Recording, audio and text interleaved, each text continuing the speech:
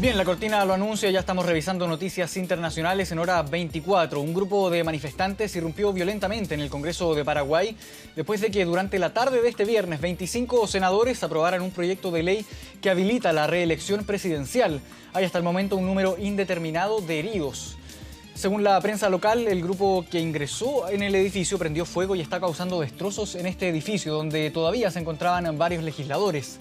El edificio está acordonado por policías que durante la tarde tuvieron que usar balines de goma para dispersar a los manifestantes. El proyecto aún deberá pasar por la Cámara de Diputados y luego ser enviado al Tribunal Superior de Justicia Electoral, que convocaría a un referéndum para aprobar la reelección presidencial hasta ahora prohibida por la Constitución.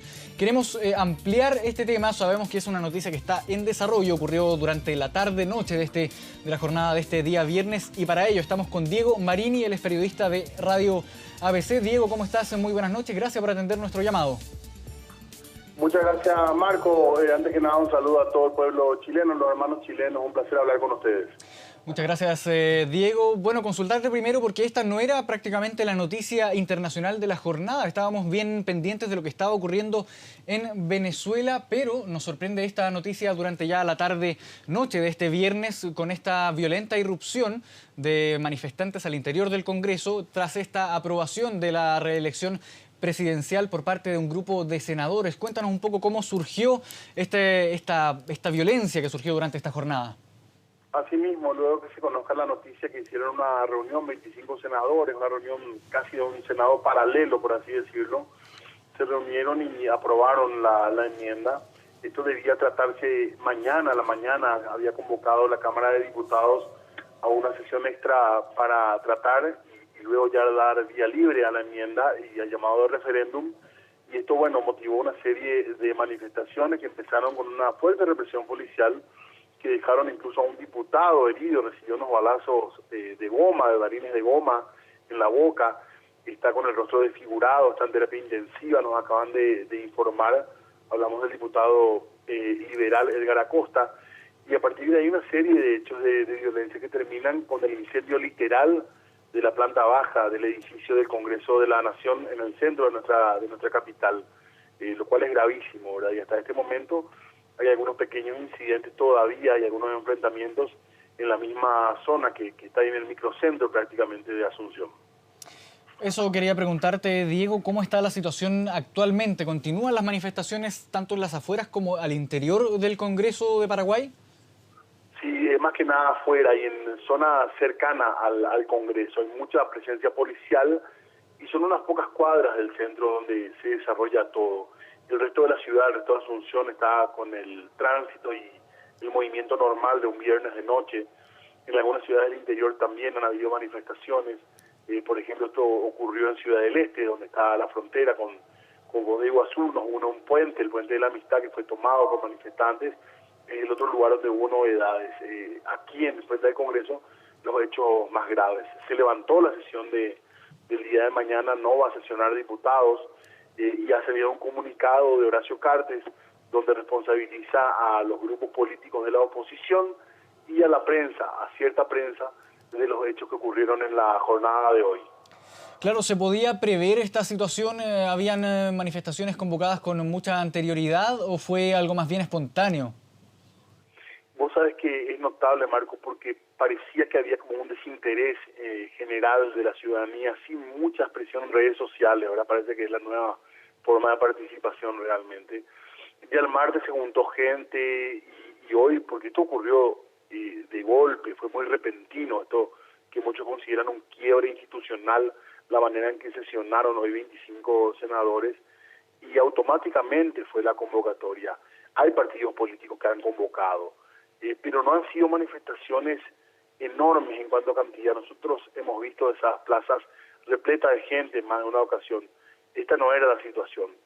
Había en un comienzo poca gente y una reacción policial ante lo que fue el atropello a las vallas que protegían el Congreso, que parecía desmedida. Y entonces comenzó como con mucha violencia. Todo. No pensábamos que iba a ocurrir algo con esta magnitud. ¿Cómo ¿Cómo se ve la situación para los próximos días, considerando sobre todo que se habla de un Senado paralelo? Me gustaría primero sí que nos explicaras bien, porque llama la atención ese término, que se habla de que hubo una sesión de un Senado paralelo en esta situación y es un concepto, por así decirlo, que se repite en varias publicaciones internacionales. ¿A qué se refieren con esto del Senado paralelo?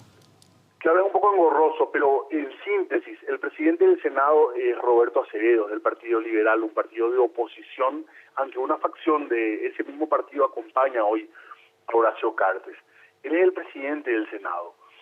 El presidente del Senado ya había aclarado que él no iba a meter el proyecto de enmienda porque ya se trató este proyecto, en una jugada que hace la oposición.